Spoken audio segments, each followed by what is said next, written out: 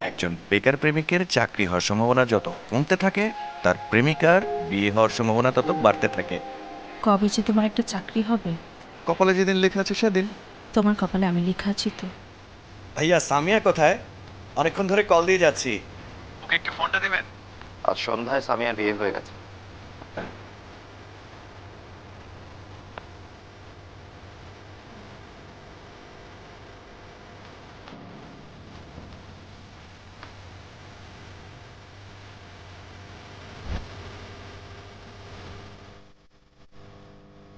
আচ্ছা, তোমার কি আমাদের সেই দিনগুলোর কথা মনে পড়ে? না, কখনই না।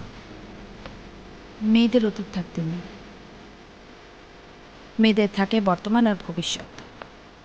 আর বিয়ের পর মেয়েদের সংসারটাই বর্তমান, সংসারটাই ভবিষ্যৎ। সেই সংসারে আমারও তো থাকার কথা ছিল সামিয়া।